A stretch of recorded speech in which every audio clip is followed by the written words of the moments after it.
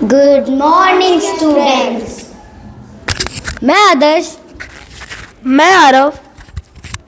मैं उमैमा। मैं अभय। मैं रत्ना। आज हम सब आपको हिंदी पढ़ाएंगे। आप लोगों ने कक्षा 5 में विशेषण के बारे में तो पढ़ा ही होगा। तो आइए चलिए बताइए कि विशेषण क्या होते हैं। अच्छा रुकिए, मैं बताता हूँ। विशेषण वह होते हैं जो संख्या या सर्वनाम की जगह की विशेषता बताते हैं। चलिए अब बताइए विशेषण के कितने भेद होते हैं।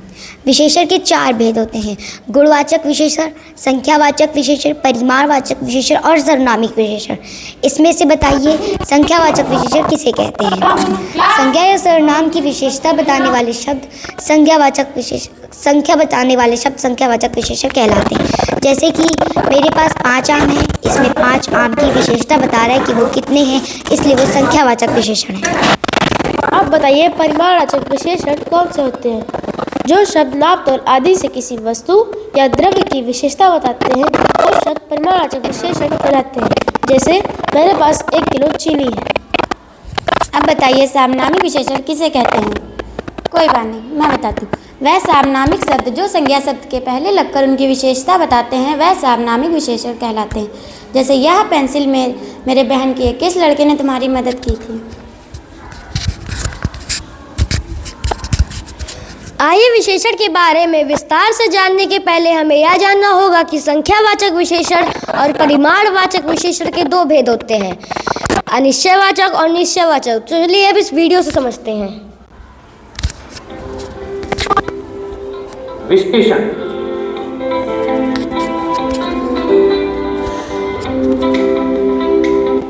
नमस्ते बच्चों।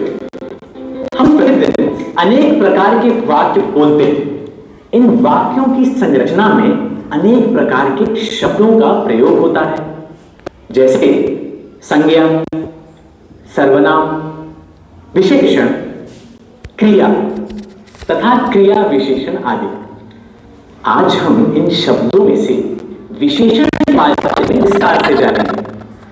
बच्चों, जिन शब्दों से किसी वस्तु, स्थान, व्यक्ति आदि के गुण दोष, अवस्था, भाव आदि का पता चलता है उन्हें विशेषण कहते हैं। जैसे अच्छा, बुरा, बड़ा, छोटा, आदि, प्रथम आदि, ये सभी विशेषण शब्द हैं। आइए अब विशेषण के भेदों को जानते हैं।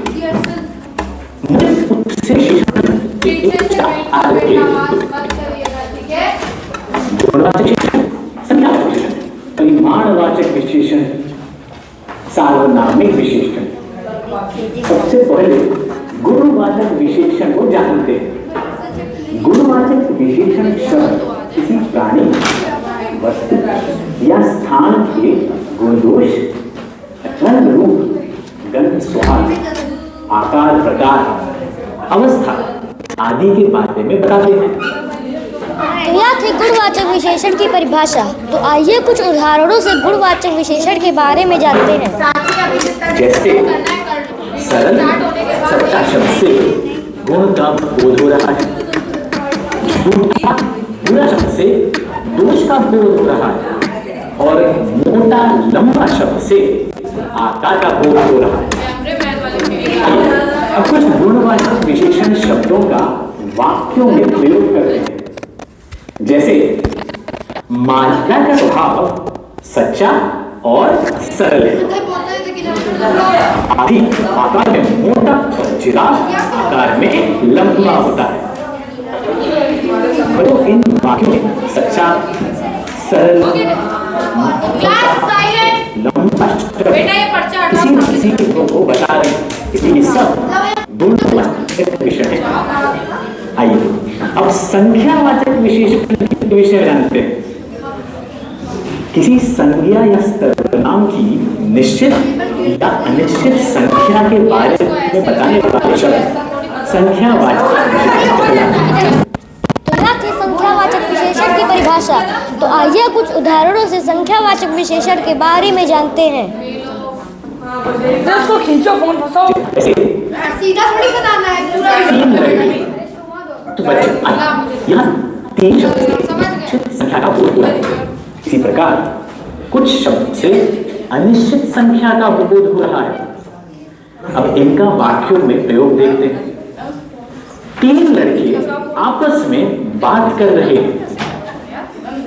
कक्षा में कई बच्चे पढ़ रहे हैं। बच्चों, वाक्य में प्रयुक्त 3 शब्द निश्चित संख्या का बोध करा रहे हैं, इसलिए यह निश्चित संख्या वाचक विशेषण है। कई शब्द अनिश्चित संख्या का बोध करा रहा है, इसलिए यह अनिश्चित संख्या वाचक विशेषण है। आइए अब परिमाणवाचक विशेषण के बारे में जानते हैं।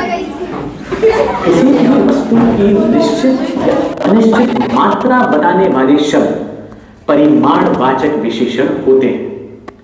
तो यह थी परिमाणवाचक विशेषण की परिभाषा। तो आइए कुछ उदाहरणों से परिमाणवाचक विशेषण के बारे में जानते हैं। जैसे 2 लीटर दूध, थोड़ी चीनी आदि। यहाँ 2 शब्द से निश्चित मात्रा का बोध हो रहा है और यहाँ थोड़ी शब्द से अनिश्चित मात्रा का बोध हो रहा है। आइए इनका वाक्यों में प्रयोग देखते हैं। बाजार से 2 लीटर दूध ले आओ। चाय में चीनी कम है। आइए जानते हैं सार्वनामिक विशेषण के विषय। जो सर्वनाम संज्ञा के पहले लगकर उसकी विशेषता बताते हैं वे सार्वनामिक विशेषण होते हैं। जैसे सार्वनामिक विशेषण की परिभाषा। तो आइए कुछ उदाहरणों से सार्वनामिक विशेषण के बारे में जानते हैं। यह चित्र मेरा है। कोई बच्चा हंस रहा है। दिए गए वाक्यों में यह तथा कोई सर्वनाम संज्ञा के पहले के लगकर विशेषण का कार्य कर रहे हैं, अतः यहाँ सार्वनामिक विशेषण है। तो बच्चों, मुझे उम्मीद है कि आज के इस वीडियो को देखने के बाद आप विशेषण और उसके भेदों को अच्छी तरह से सीख चुके हैं। इसी प्रकार सीखते रहिए। आशा करती हूँ आप सब विशेषण के बारे में अच्छी तरह से जान गए होंगे। अगली क्लास में हम किसी दूसरे विषय पर चर्चा करेंगे। धन्यवाद।